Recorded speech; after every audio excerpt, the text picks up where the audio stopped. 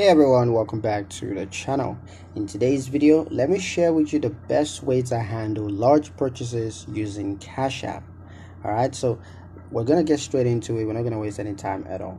Now, the best way to handle large purchases using Cash App is verification and timing.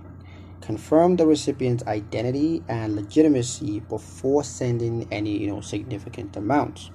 Never rely on screenshots or external confirmations, only trust in-app verifications. Break large payments into small portions if appropriate, just to reduce risk. You also want to ensure that your account limits can of course support the transaction, and be sure to avoid unusual spike in activity.